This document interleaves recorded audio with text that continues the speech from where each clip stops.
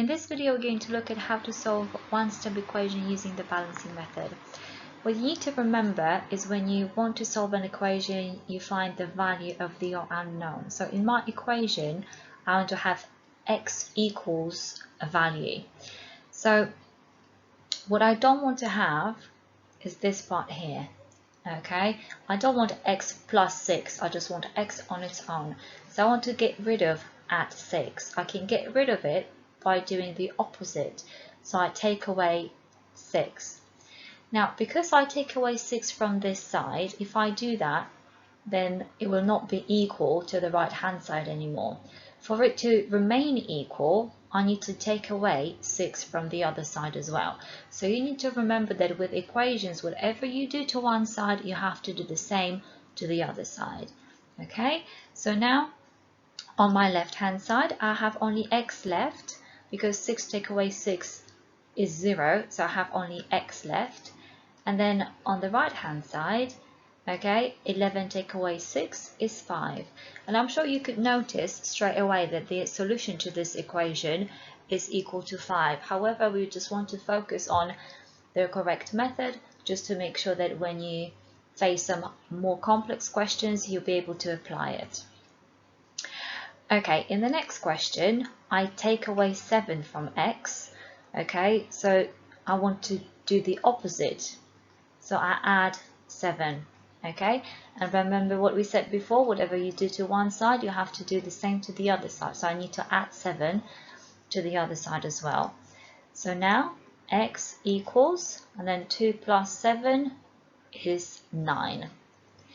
In the next example, remember that 5x actually means 5 times x.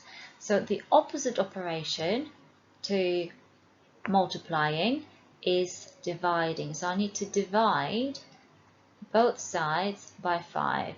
So now those two 5s will cancel down and I have only x left on the left side. Okay, and then 35 divided by 5 is 7. In the next example, remember the fraction line means divide. Okay, so we have x divided by 6. I want to do the opposite, which is multiplying by 6. So I have 6 times x, but I need to remember to multiply the right hand side by 6 as well. Now those 6's cancel, so I get rid of the fraction. I have only x left.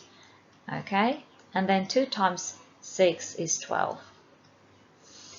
Okay, on the right hand side, we've got some a little bit less standard question. You can see that the order is slightly different, but you need to remember that is the same as x plus 3, which is negative 5.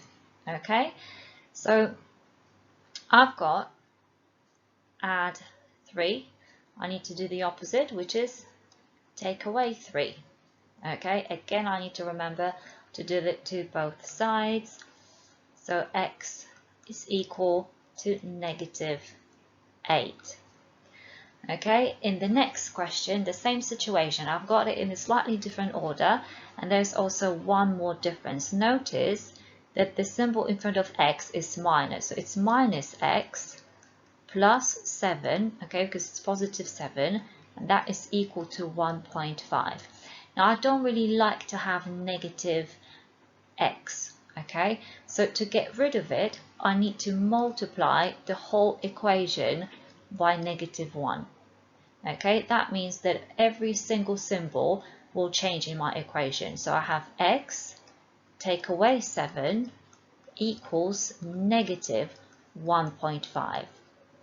Okay, now that my x is positive, I can see that I take away 7. To do the opposite, I need to add 7 to both sides. Okay, we add 7 to both sides. So then x equals, and negative 1.5 add 7 is positive 5.5. Okay, in the next example, again 0.5x means 0.5 times x. Okay, so I need to divide both sides by 0.5.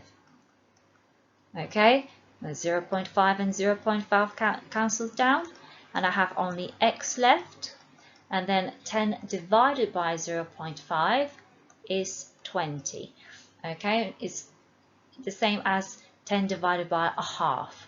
Okay, I could do it by converting both, converting the 0.5 to a whole number, so I need to times it by 10, but that means I need to times 10 by 10 as well. Okay, so that is the same as 100 divided by 5, which is 20. Okay, and in the last example, I've got 28 divided by x. Okay, and that is equal to 7. Now, again, that is slightly different. Okay, now notice how we have been getting rid of the fraction. Okay, to get rid of the fraction, we have been multiplying, okay, by the denominator. Okay, so for example, when we have x divided by 6 here, okay, then we needed to times by 6 to get rid of the fraction. So I can do the same in my last example. Okay, I can times both sides by x, because I have 28 divided by x, so the opposite of dividing, okay, will be multiplying by x, and I times the other side by x as well.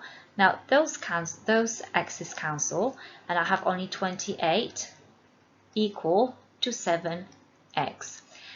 Now 7 is multiplied by x, the opposite of that would be dividing by 7, and I need to remember to divide both sides. Okay, 28 divided by 7 is 4. Those 7's cancel down, and I've got only x left. Okay, and that's the final answer.